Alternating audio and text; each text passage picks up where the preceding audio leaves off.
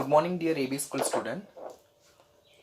ગઈકાલે આપણે સમૂહ 14ના તત્વો જે છે તો તેમની ઓક્સિડેશન અવસ્થા વિશે લર્ન કર્યું. કઈ ઓક્સિડેશન અવસ્થા વધારે સ્ટેબલ, સંયોજનો કઈ ઓક્સિડેશન સ્ટેટમાં વધારે સ્ટેબલ છે તેના વિશે લર્ન કર્યું.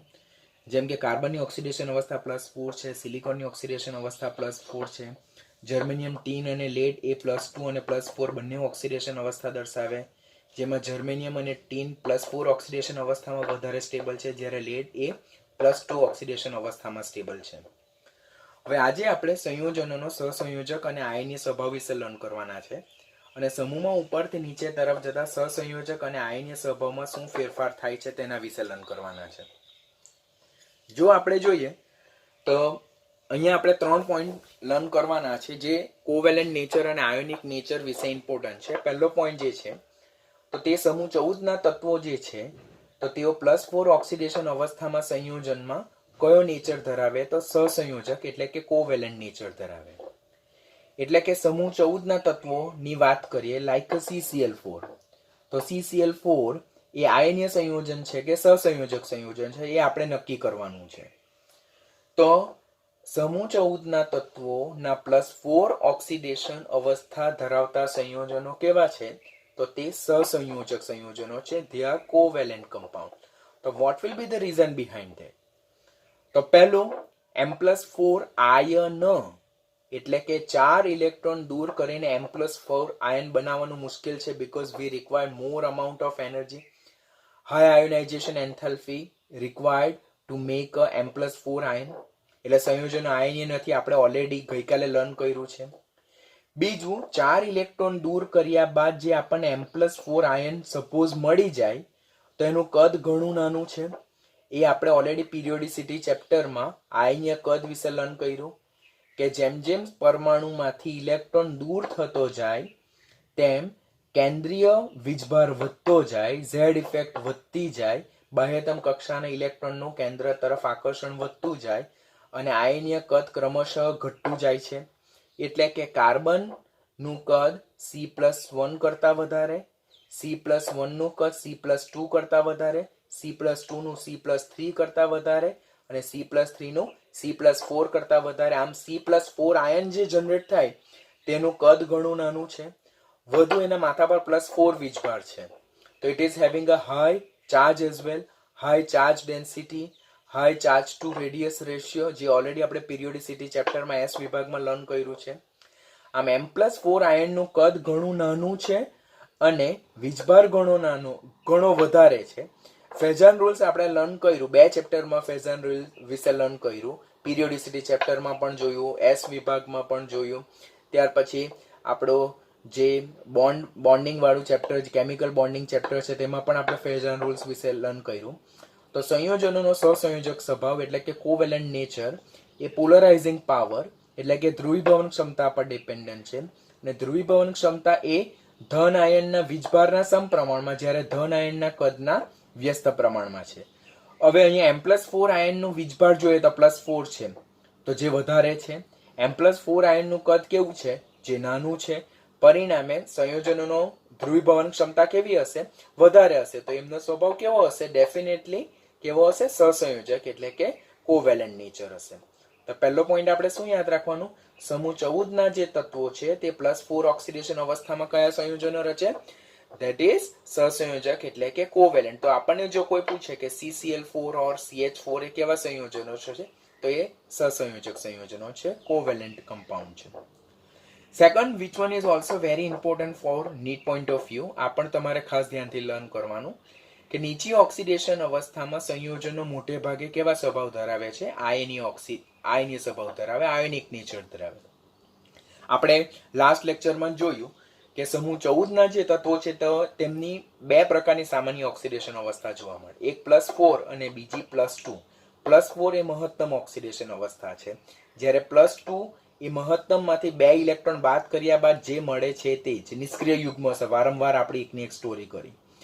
હવે અહીંયા 2 સંયોજનો દર્શાવ્યા છે કે જેમ કે SnCl2 જેને સ્ટેનસ ક્લોરાઇડ કહેવાય અને SnCl4 જેને સ્ટેનિક ક્લોરાઇડ કહેવાય. શા માટે સ્ટેનસ અને શા માટે સ્ટેનિક તે આપણને ખબર છે કે નીચી ઓક્સિડેશન અવસ્થામાં સ્ટેનસ ને ઊંચી ઓક્સિડેશન અવસ્થામાં સ્ટેનિક +2 અને +4 ઓક્સિડેશન સ્ટેટ.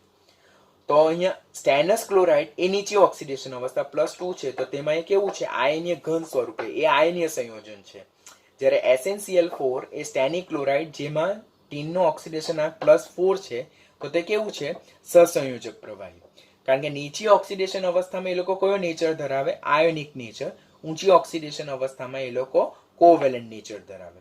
એવી જ રીતે Pb4 સોલ્ટ એટલે કે જેમાં લીડની ઓક્સિડેશન અવસ્થા +4 છે કરતા Pb2 સોલ્ટ એટલે કે જેમાં લીડની ઓક્સિડેશન અવસ્થા +2 છે, તે આયનીય સ્થાયી અને મોર કોમન છે.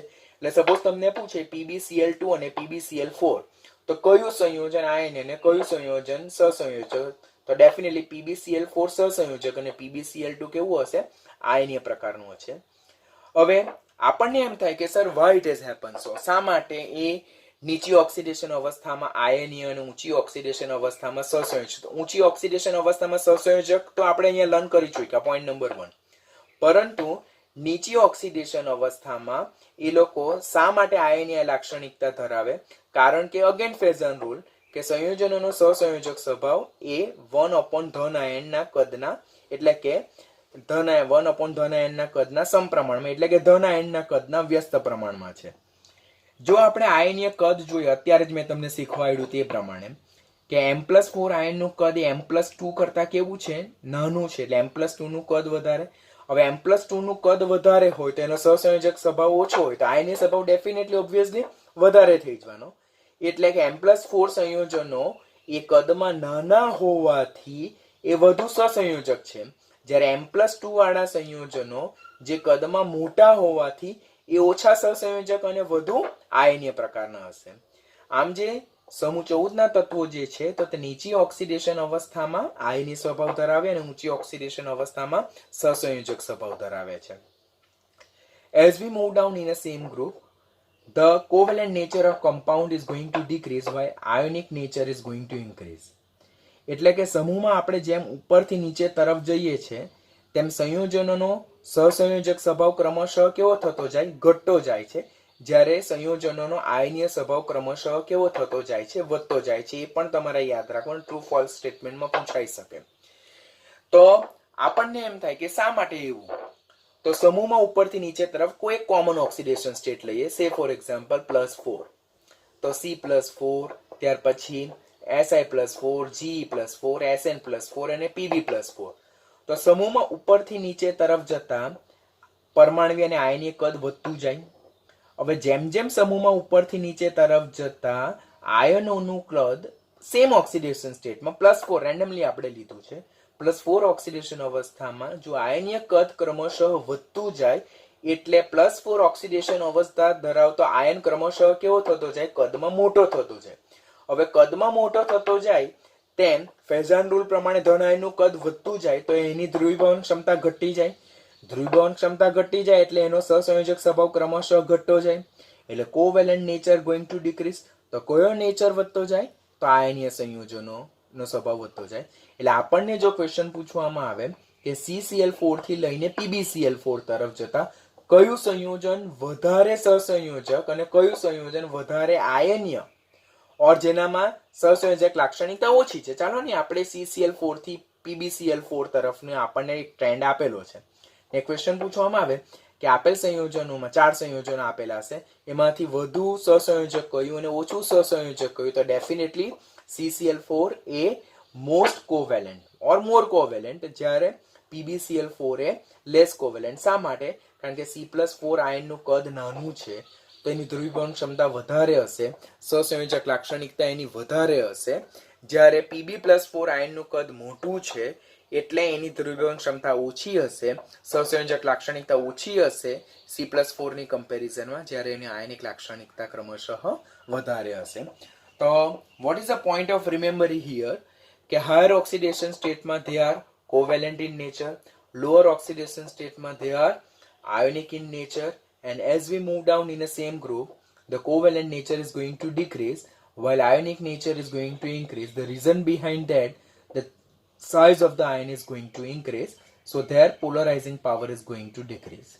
So these are the common point that you are going to Remember and refer from the same point.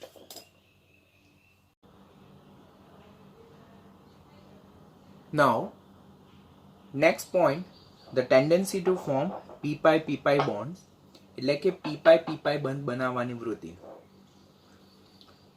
સમૂહનું પ્રથમ તત્વ કાર્બન એનું નાનું કદ અને ઊંચી વિદ્યુત ઋણતાને કારણે તે p-pi બંધ બનાવવાની મહત્તમ વૃત્તિ ધરાવે છે. હવે આ પોઈન્ટ જે છે તો 15મા સમૂહમાં પણ આવશે, 16મા સમૂહમાં બી આવશે, 17મા સમૂહમાં પણ આવશે, એટલે આ પોઈન્ટને ધ્યાનથી લર્ન કરવાનું. સમૂહનું પ્રથમ તત્વ એટલે કે બીજા આવર્તમાં આવેલું તત્વ, 14મા સમૂહનું અને બીજા આવર્તમાં આવેલું તત્વ કાર્બન, જે એનું કદ નાનું છે અને ઊંચી વિદ્યુત ઋણતાને કારણે તે સમાન કાર્બન પરમાણુ સાથે ઓર એને સિમિલર પરમાણ્વીય કદ લાઈક ઓક્સિજન છે, નાઇટ્રોજન છે, એ જ આવર્તના અન્ય તત્વો, જેમ કે નાઇટ્રોજન એ 15મા સમૂહનું બીજા આવર્તમાં આવેલું તત્વ, તેનું પરમાણ્વીય કદ ડેફિનેટલી કાર્બન કરતા નાનું છે પણ ઓલમોસ્ટ નિયર હશે, અને ઓક્સિજન કદ એના કરતા નાનું, એટલે કે સમૂહનું પ્રથમ તત્વ કાર્બન નાના પરમાણ્વીય કદ અને ઊંચી વિદ્યુત ઋણતાને કારણે p-pi બંધ બનાવવાની મહત્તમ વૃત્તિ ધરાવે. કોની સાથે? સમાન કાર્બન પરમાણુ સાથે ઓર એના કરતા નાના ઓર એના જેટલા પરમાણ્વીય કદ ધરાવતા પરમાણુ સાથે, લાઈક કાર્બન કાર્બન વચ્ચે દ્વિબંધ જોવા મળે, કાર્બન કાર્બન વચ્ચે ત્રિબંધ જોવા મળે, એટલે એમના વચ્ચે કોવેલેન્ટ અને p-pi બંધ છે, પાઈ બંધ જોવા મળે. Carbon oxygen C double bond O, carbon nitrogen C double bond N, carbon અને નાઇટ્રોજન વચ્ચે C ટ્રિપલ બોન્ડ N.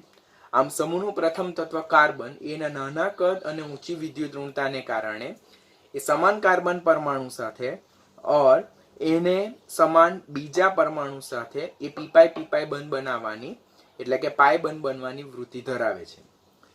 બીજો પોઈન્ટ જો જોઈએ તો સમૂહમાં ઉપરથી નીચે તરફ જતા એટલે કે કાર્બનથી લેડ તરફ જતા જેમ પરમાણ્વીય કદ વધતું જાય છે તેમ વિદ્યુત ઋણતા ડેફિનેટલી ડિક્રીઝ થતી જાય. આપણે અગાડી પોઈન્ટ જોઈ ગયેલા છે તેમ p-pi બંધ બનાવવાની વૃત્તિ ક્રમશઃ કેવી થતી જાય? ઘટતી જાય. તો ક્વેશ્ચન પૂછાય અહીંયાથી કે સમૂહ 14માં કયું તત્વ p-pi બંધ બનાવવાની મહત્તમ વૃત્તિ ધરાવે છે? તો તે કાર્બન. અને કોણ સૌથી ઓછી વૃત્તિ ધરાવે? તો એ લેડ આવશે. તો એટલે કે સમૂહના અન્ય તત્વો જે છે રેધર ધેન કાર્બન, તો એ લોકો p-pi બંધ બનાવતા નથી, બીકોઝ જેમ આપણે કાર્બનથી સિલિકોન, જર્મેનિયમ, ટીન અને લેડ તરફ આગળ વધતા જઈએ તો એ લોકોમાં બાહ્યતમ કક્ષા કઈ આવતી જાય? 3p આવતી જાય, 4p આવતી જાય, પછી 5p આવતી જાય, 6p આવતી જાય. તો આમ as V move down in a group, સમૂહમાં ઉપરથી નીચે તરફ જતા તેમ જેમ જેમ એટોમિક ઓર્બિટલ્સ એટલે કે પરમાણ્વીય કક્ષકો કદમાં મોટી થતી જાય તેમ તેમ તેમનું ઇફેક્ટિવ ઓવરલેપિંગ ઘટતું જાય. એટલે જે એમની સંમિશ્રણ પામવાની ક્ષમતા જે છે તે ક્રમશઃ ઘટી જાય. એટલે જેમ સમૂહમાં ઉપરથી નીચે તરફ આવીએ તેમ પરમાણ્વીય કદ જેમ વધે, વિદ્યુત ઋણતા જેમ ઘટતી જાય, પછી પરમાણ્વીય કક્ષકો જેમ કદમાં મોટી થતી જાય તેમ તેમ તેમની સંમિશ્રિત થવાની વૃત્તિ એટલે ઇફેક્ટિવ ઓવરલેપિંગ ક્રમશઃ ઘટતું જાય, તેમ તેમ p-pi મલ્ટિપલ બોન્ડ બનાવવાની વૃત્તિ ક્રમશઃ ઘટતી જાય. માટે જો જોઈએ તો ધીસ ઇઝ ઇમ્પોર્ટન્ટ ક્વેશ્ચન, જે હાયર રેફરન્સ બુક જે છે તો તેમાં આના પર ખાસ એ લોકો ભાર આપેલું છે. ટેક્સ્ટ બુકમાં આ પોઈન્ટ મિસિંગ છે, નીટ માટે તમારે યાદ રાખવાનું. તો સિલિકોન એ 14મા સમૂહનું અને ત્રીજા આવર્તમાં આવેલું તત્વ. તો સિલિકોનની 3p કક્ષક અને સેકન્ડ આવર્તમાં આવેલા તત્વો લાઈક છે કાર્બન, નાઇટ્રોજન અને ઓક્સિજનની 2p કક્ષક વચ્ચે જે ઓવરલેપિંગ થવું જોઈએ તે કેવું ઓવરલેપિંગ છે?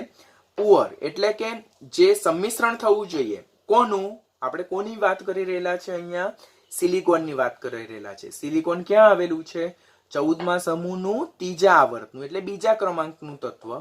તો એની બાહ્યતમ કક્ષાની ઇલેક્ટ્રોનીય સંરચના શું છે? 3s2 3p2. એટલે બાહ્યતમ કક્ષામાં કઈ કક્ષક આવેલી? 3p કક્ષક આવેલી. તો એ કોની સાથે ઓવરલેપિંગ કરવાની વાત કરતા છે? સેકન્ડ આવર્તના તત્વો. સેકન્ડ આવર્તના કયા તત્વો? તો કાર્બન, નાઇટ્રોજન અને ઓક્સિજન. તેમની પાસે કઈ કક્ષક આવેલ છે બાહ્યતમ કક્ષામાં? 2p. તો સિલિકોનની 3p અને ઓક્સિજન, નાઇટ્રોજન અને કાર્બનની 2p કક્ષક વચ્ચે પુઅર ઓવરલેપિંગ જોવા મળે. શા માટે? તો 2p કરતા 3p કદમાં મોટી છે, બરાબર, એને કારણે એ લોકો સરળતાથી સંમિશ્રિત થઈ શકતા નથી. જેને કારણે તેમના વચ્ચે કેવો બંધ રચાય છે? નિર્બળ બંધ રચાય છે. Sometimes it is saying that silicon is not making p pi bond.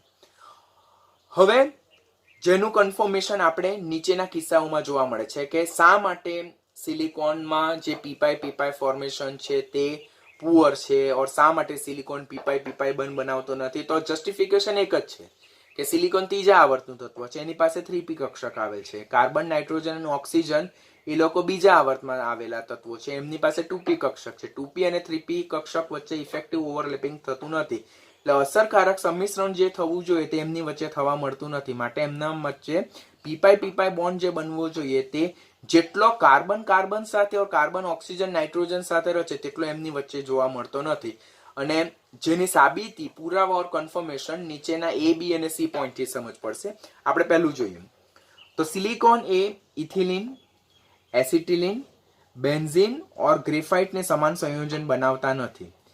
Silicon does not form any compound analogous to ethylene, acetylene, benzene and graphite. આ બધા જે તત્વો જે છે તેમાં આપણને પાઈ બોન્ડ એટલે ડબલ બોન્ડ જોવા મળે. જ્યારે સિલિકોનના જે સંયોજનો, આવા સંયોજન તો રચતું જ નથી, એટલે એમાં તો પાઈ બોન્ડ જોવાનો પ્રશ્ન જ નથી આવતો. બીજું બી પોઈન્ટ જોઈએ તો CO2 એટલે કે વાયુ સ્વરૂપે જોવા મળે, જ્યારે સિલિકા એ ઊંચા ગલન બિંદુ ધરાવતો ઘન પદાર્થ છે. CO2 એ ગેસિયસ ફોર્મમાં જોવા મળે, જ્યારે સિલિકા SiO2 એ ઊંચા ગલન બિંદુ ધરાવતા ઘન પદાર્થ તરીકે જોવા મળે. કારણ કે CO2 જે છે કાર્બન ડાયોક્સાઇડ, તેમાં કાર્બન અને ઓક્સિજન વચ્ચે જો પાઈ બંધ રચાય છે, એટલે તેમાં 2 કાર્બન ઓક્સિજન બંધ જોવા મળે છે. માટે તે કયા સ્વરૂપમાં જોવા મળે? વાયુ સ્વરૂપમાં જોવા મળે. જ્યારે સિલિકા એ 3 ડાયમેન્શનલ એટલે ત્રિપરિમાણીય સિલિકોન ઓક્સિજન નેટવર્ક રચના ધરાવતો પદાર્થ છે, જેને કારણે તે કયા સ્વરૂપમાં છે? ઘન સ્વરૂપમાં. અહીંયા આપણે પાઈ બોન્ડ જોવા મળતો નથી. ઇટ્સ અ સિંગલ બોન્ડ, જ્યારે ઇટ્સ અ ડબલ બોન્ડ. જ્યારે પી પાઈ બંધ રચાય ત્યારે ડબલ બોન્ડ રચાય. તમે ઓલરેડી ઓર્ગેનિક કેમિસ્ટ્રીમાં એના વિશે લર્ન કરેલું હશે. આમ કાર્બન ડાયોક્સાઇડમાં પી પાઈ બોન્ડ ફોર્મેશન એક્ઝિસ્ટ થાય છે, જ્યારે સિલિકામાં પી પાઈ બોન્ડ ફોર્મેશન થતું નથી. શા માટેની? અહીંયા કાર્બન છે, અહીંયા ઓક્સિજન છે, અહીંયા સિલિકોન છે, અહીંયા ઓક્સિજન. તો કાર્બનની 2p અને ઓક્સિજનની 2p કક્ષક વચ્ચે ઇફેક્ટિવ ઓવરલેપિંગ થાય, because they are from same period. તેમની 2p વચ્ચે ઇફેક્ટિવ સંમિશ્રણ થાય છે, બરાબર છે. જ્યારે સિલિકોન અને ઓક્સિજન, તો સિલિકોનની પાસે 3p આવેલી છે, જ્યારે ઓક્સિજન તો બીજા આવર્તનું, તો અહીંયા 3p અને 2p વચ્ચે ઇફેક્ટિવ ઓવરલેપિંગ થતું નથી. માટે એમાં પી પાઈ બોન્ડ ફોર્મ થતા નથી. માટે તે ઊંચા ગલન બિંદુ ધરાવતા ઘન છે. જ્યારે કાર્બન ડાયોક્સાઇડમાં પાઈ બોન્ડ જોવા મળે, માટે એ ગેસિયસ ફોર્મમાં જોવા મળે. સી પોઈન્ટ એલિમેન્ટલ સિલિકોન એટલે સિલિકોન તત્વ that only exist in a diamond structure and not the graphite. Diamond જે છે તેમાં જે કાર્બનના અપર ઉપર આપણે અગાડી લર્ન કરવાના છે, કાર્બનના અપર ઉપર જેમાં ડાયમંડ જેને હીરો કહેવામાં આવે, તો તેમાં આપણી પાસે ડબલ બોન્ડ નથી, એટલે એમાં પી પાઈ બોન્ડ જોવા નહીં મળે. જ્યારે ગ્રેફાઇટમાં ડબલ બોન્ડ જોવા મળે, એટલે એમાં પી પાઈ બોન્ડ જોવા મળે. એટલે એલિમેન્ટલ સિલિકોન જે છે that is having structure similar to diamond, not similar to graphite. That also give confirmation to this કે જેમ સમૂહમાં આપણે ઉપરથી નીચે તરફ આવીએ તેમ પરમાણ્વીય કક્ષકો કદમાં કેવી થતી જાય? મોટી થતી જાય. એને કારણે તેમના વચ્ચે પી પાઈ જે પી કક્ષકોનું સંમિશ્રણ થવું જોઈએ તેટલું ઇફેક્ટિવ થતું નથી. માટે પી પાઈ બોન્ડ ફોર્મેશન ટેન્ડન્સી ક્રમશઃ કેવી થતી જાય છે? ઘટી જાય. આમ સિલિકોન તત્વ હીરા જેવું બંધારણ ધરાવે, ગ્રેફાઇટ જેવું બંધારણ ધરાવતું નથી. તે પુરાવા પણ આ વસ્તુને સપોર્ટ કરે છે. આમ સમૂહનું પ્રથમ તત્વ નાનું કદ, ઊંચી વિદ્યુત ઋણતાને કારણે સમાન તત્વ સાથે ઓર એના જેવા પરમાણ્વીય કદ ધરાવતા તત્વો સાથે પી પાઈ બંધ બનાવવાની વૃત્તિ ધરાવે. સમૂહમાં ઉપરથી નીચે તરફ જઈએ તેમ જેમ પરમાણ્વીય કદ વધતું જાય, વિદ્યુત ઋણતા ઘટતી જાય, પરમાણ્વીય કક્ષકો કદમાં મોટી થતી જાય, તેમ ઇફેક્ટિવ ઓવરલેપિંગ ઘટતું જાય અને પી પાઈ બંધ બનાવવાની વૃત્તિ ક્રમશઃ ઘટતી જાય છે. નેક્સ્ટ ટોપિક જે છે તો તે છે પી પાઈ બંધ બનાવવાની વૃત્તિ, એટલે ટેન્ડન્સી ટુ ફોર્મ પી પાઈ બોન્ડ. હવે આપણે લાસ્ટમાં જોયું કે સમૂહનું પ્રથમ તત્વ નાનું કદ અને ઊંચી વિદ્યુત ઋણતાને કારણે સમાન પરમાણુ સાથે ઓર એના જેવા એટલે કે સમાન આવર્તના તત્વો સાથે પી પાઈ બંધ બનાવવાની વૃત્તિ ધરાવે. સમૂહમાં ઉપરથી નીચે તરફ જતા આ પી પાઈ બંધ બનાવવાની વૃત્તિનું વલણ ઘટતું જાય છે. હવે પી પાઈ ડી પાઈ બંધ એટલે શું? તો પી કક્ષકો અને ડી કક્ષકો વચ્ચે સંમિશ્રણ. સમૂહનું પ્રથમ તત્વ કાર્બન જે છે, જે બીજા આવર્તમાં આવેલું તત્વ છે. હવે આપણને ખ્યાલ છે કે બીજા આવર્તમાં તો ડી કક્ષકો ગેરહાજર હોય. પરિણામે કાર્બન પાસે સંયોજકતા કોષમાં ડી કક્ષકના અભાવને કારણે કાર્બન એ ડી પાઈ પી પાઈ બંધ બનાવી શકતો નથી. સમૂહમાં જેમ ઉપરથી નીચે તરફ જઈએ તેમ ડી કક્ષકોનો ઉમેરો થતો જાય. માટે the element other than carbon, carbon સિવાયના સમૂહના અન્ય તત્વો પાસે ડી કક્ષકોની હાજરી છે, માટે તે લોકો ડી પાઈ પી પાઈ બંધ ઓર પી પાઈ ડી પાઈ બંધ બનાવી શકે છે. હવે અહીંયાથી ક્વેશ્ચન પહેલો શું પૂછાય કે સમૂહ 14 નું કયું તત્વ પી પાઈ ડી પાઈ બંધ બનાવી શકે છે? તો કાર્બન બનાવી શકતું નથી. જ્યારે કાર્બન સિવાયના સમૂહના અન્ય તત્વો પી પાઈ ડી પાઈ બંધ બનાવવાની વૃત્તિ ધરાવે છે. કાર્બન કેમ નથી બનાવી શકતું? બીકોઝ કાર્બન એ બીજા આવર્તમાં આવેલું તત્વ છે અને એની પાસે ડી કક્ષકોનો અભાવ છે. સમૂહના અન્ય તત્વો શા માટે પી પાઈ ડી પાઈ બંધ બનાવી શકે છે? તો સમૂહના અન્ય તત્વો એટલે ત્રીજા આવર્તથી સાતમા આવર્ત સુધી જોઈએ તેમ ડી કક્ષકો હાજર હોવાને કારણે એ લોકો પી પાઈ ડી પાઈ બંધ બનાવી શકે છે. આ જે પી પાઈ ડી પાઈ બંધ બનાવવાની વૃત્તિ જે છે તો તે સિલિકોનમાં ખાસ જોવા મળે છે. Most probable when it is combined with oxygen and nitrogen. એટલે જ્યારે તે ઓક્સિજન અને નાઇટ્રોજન સાથે જોડાયેલું હોય, કોણ? સિલિકોન, ત્યારે તેમાં પી પાઈ ડી પાઈ બંધ બનાવવાનું વલણ ખાસ જોવા મળે, જેનું એક્સપ્લેનેશન અહીંયા આપેલ છે. It's a important question. Text બુકમાં નથી મેન્શન કરેલું, બટ બધી રેફરન્સ બુક, જે નીટની રેફરન્સ બુક આપણે રિફર કરીએ તે બધી જ બુકમાં આના રિલેટેડ બહુ ડિટેલમાં એક્સપ્લેન કરેલું છે. આપણે ખાસ ધ્યાનથી લર્ન કરવાનું. પહેલું તત્વ જો વાત કરીએ આપણે તો trimethylamine. It's a methyl, it's a trimethylamine. તો આ ટ્રાય મિથાઇલ એમાઇન જે છે તેનું સ્ટ્રક્ચર કેવા જોવા મળે છે? આપણને પિરામિડલ સ્ટ્રક્ચર જોવા મળે છે. અને તે કયા તરીકે વર્તે છે? લુઇસ બેઝ તરીકે વર્તે છે. જ્યારે આ શું છે તો ઇટ્સ અ ટ્રાયસિલાઇલ એમાઇન. ટ્રાયસિલાઇલ એમાઇન જેનું સ્ટ્રક્ચર કેવું છે? પ્લેનર સ્ટ્રક્ચર છે અને તે ખૂબ જ ઓછો બેઝિક સ્વભાવ ધરાવે છે. અહીંયા ડિફરન્સ શું છે? બંને સંયોજનોના સૂત્ર સરખા જોવા મળે છે. અહીંયા પણ નાઇટ્રોજન છે, અહીંયા પણ નાઇટ્રોજન છે, અહીંયા પણ હાઇડ્રોજન છે, અહીંયા બી હાઇડ્રોજન છે, અહીંયા કાર્બન જે બીજા આવર્તનું તત્વ છે, જ્યારે અહીંયા સિલિકોન એ ત્રીજા આવર્તનું તત્વ છે. તો અહીંયા બીજા અને ત્રીજા આવર્તના તત્વોમાં ડિફરન્સ આવે તો આ પિરામિડલ સ્ટ્રક્ચર ધરાવે અને આ પ્લેનર સ્ટ્રક્ચર ધરાવે. આ લુઇસ બેઝ તરીકે વર્તે, જ્યારે આ ખૂબ ઓછો બેઝિક સ્વભાવ ધરાવે. તો આ જે વસ્તુ છે તેનું એક્સપ્લેનેશન બધું અહીંયા મેન્શન કરેલું છે. તો આ બંને સંયોજનો છે તેના સૂત્રો સરખા છે, પરંતુ તેમના બંધારણ સંપૂર્ણપણે કેવા છે? જુદા છે. It's a pyramidal structure, why it's a planar. એક જ સમૂહના બંને સંયોજનો છે તો પણ આ પિરામિડલ છે અને આ પ્લેનર સ્ટ્રક્ચર ધરાવે. તો what will be the reason behind that? તો આપણે ટ્રાય મિથાઇલ એમાઇન ની વાત કરીએ છીએ. આ ટ્રાય મિથાઇલ એમાઇન, અહીંયા એમ મિસિંગ છે. તો ટ્રાય મિથાઇલ એમાઇન જે છે તો તેમાં કાર્બન અને નાઇટ્રોજન એ sp3 સંકરણ ધરાવે છે. અહીંયા મેન્શન કરેલું છે કે જેમાં કાર્બન અને નાઇટ્રોજનનું સંકરણ કેવું જોવા મળે કે ટ્રાય મિથાઇલ એમાઇનમાં નાઇટ્રોજનના સંકરણ વિશે વાત કરેલું તો તેમાં 4 sp3 હાઇબ્રિડાઇઝ ઓર્બિટલ હોય with one lone pair of electron as structure is mentioned here. કે અહીંયા 2s અને 2p બધા જ હાઇબ્રિડાઇઝેશનમાં ટેક પાર્ટ લે છે, એટલે સંકરણમાં ભાગ લે.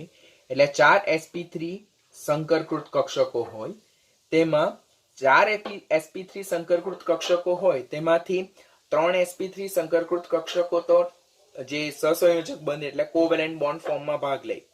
જ્યારે ચોથી sp3 સંકરકૃત કક્ષક છે તે કયા સ્વરૂપે જોવા મળે? આપણને લોન પેર સ્વરૂપે જોવા મળે. લોન પેર ઓફ ઇલેક્ટ્રોન, અબંધકારક ઇલેક્ટ્રોન સ્વરૂપે જોવા મળે. અને as one of the sp3 hybridized orbital is occupied by lone pair of electron, it is having which kind of geometry? Tetrahedral geometry, ચતુષ્ફલકીય જીઓમેટ્રી છે, ભૌમિતિક સંરચના, અને એનો આકાર કેવો છે? પિરામિડલ છે. હવે આની પાસે એક લોન પેર ઓફ ઇલેક્ટ્રોન છે, પરિણામે એ કયા તરીકે વર્તે છે? લુઇસ બેઝ તરીકે વર્તે છે. હું તમને શું કહેવા માંગુ છું કે આપણી પાસે બે સંયોજનો છે, એક ટ્રાય મિથાઇલ એમાઇન અને બીજું છે ટ્રાય સિલાઇલ એમાઇન. બંનેમાં હાઇડ્રોજન નાઇટ્રોજન સમાન છે, ખાલી ડિફરન્સ કાર્બન અને સિલિકોનનો જ છે. એક જ 14મા સમૂહના બીજા અને ત્રીજા આવર્તના સંયોજનો છે. બંનેના સૂત્રો સરખા દેખાય છે, પરંતુ બંનેના આકાર ટોટલી ડિફરન્ટ છે. તેનું જસ્ટિફિકેશન લર્ન કરતા છે આપણે. આપણે પહેલા ટ્રાયમિથાઇલ એમાઇનની વાત કરીએ તો ટ્રાયમિથાઇલ એમાઇનમાં નાઇટ્રોજનનું સંકરણ કયું છે? sp3 સંકરણ. 4 sp3 સંકરકૃત કક્ષકો છે, તેમાં ચોથી સંકરકૃત કક્ષક એ આપણને લોન પેર ઓફ ઇલેક્ટ્રોન સ્વરૂપે જોવા મળે. એટલે એક અબનકારક ઇલેક્ટ્રોન યુગ્મની હાજરીને કારણે એ અબનકારક ઇલેક્ટ્રોન યુગ્મનું દાન કરી શકે છે, માટે આ પ્રબળ લુઈસ બેઝ તરીકે વર્તે છે. અને એનું બંધારણ કેવું છે? પિરામિડલ છે અને જીઓમેટ્રી ટેટ્રાહેડ્રલ છે. પરંતુ એ જ સમૂહનું બીજું તત્વ ટ્રાયસિલાઇલ એમાઇન વિશે જો વાત કરીએ આપણે, તો તેમાં ટ્રાયસિલાઇલ એમાઇનમાં નાઇટ્રોજન જે છે તો તેનું સંકરણ કયું છે? sp2 હાઇબ્રિડાઇઝેશન છે. જો 2s 2p અને 2pz માં 2 લોન પેર ઓફ ઇલેક્ટ્રોન છે.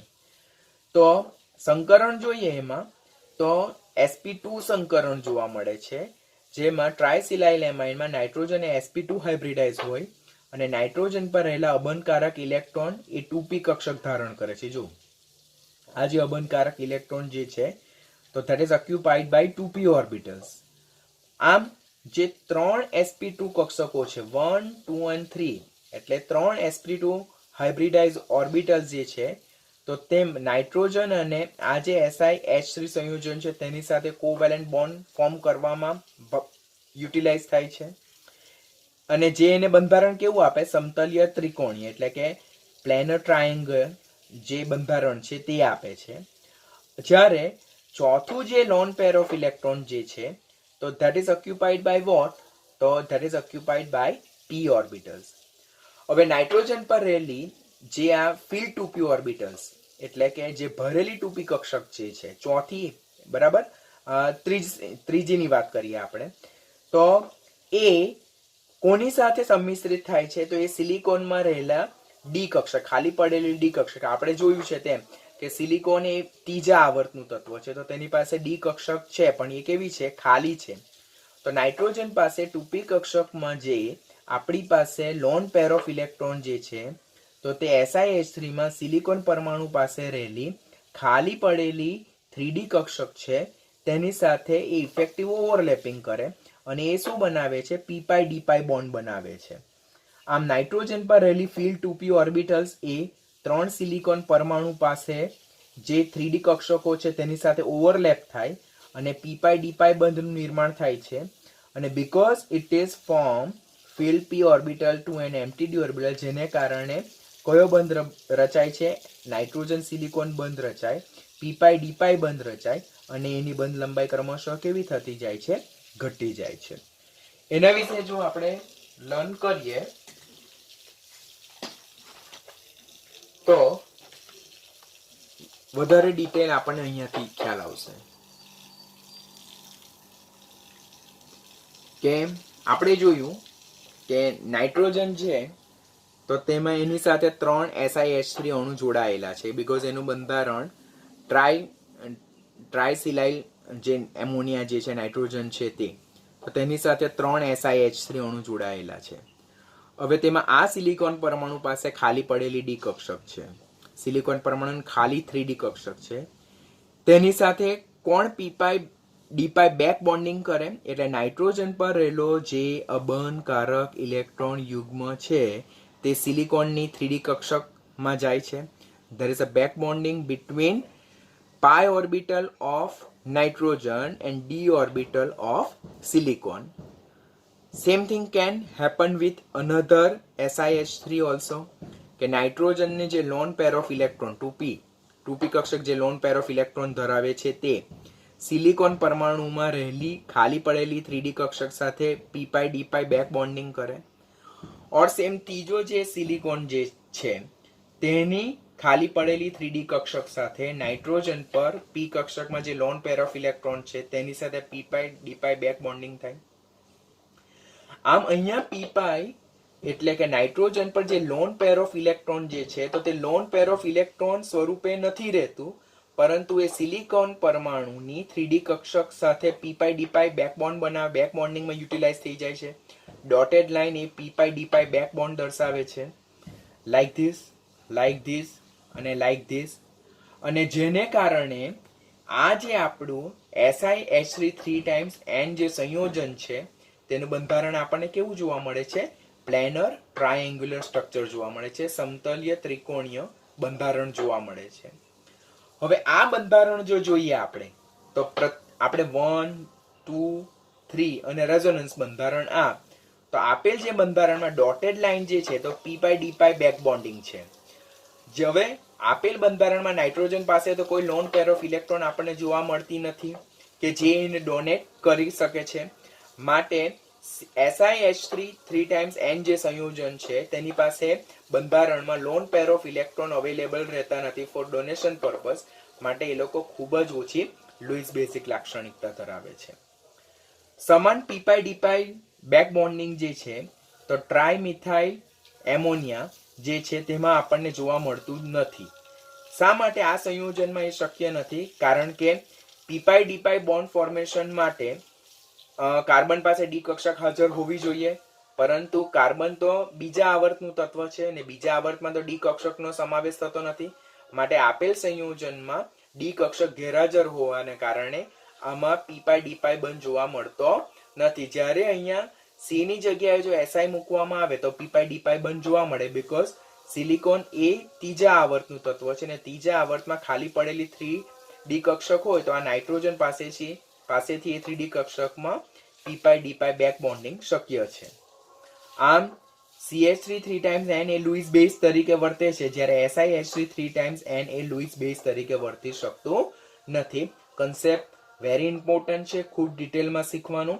ડોટેડ લાઈન જે બધી અહીંયા મેન્શન કરેલી છે તે નાઇટ્રોજનની p કક્ષકમાં રહેલા લોન પેર અને સિલિકોનની જે ખાલી 3D કક્ષક છે તેના વચ્ચેનું p પાઈ d પાઈ બેક બોન્ડિંગ વિશેનો નિર્દેશ કરે છે.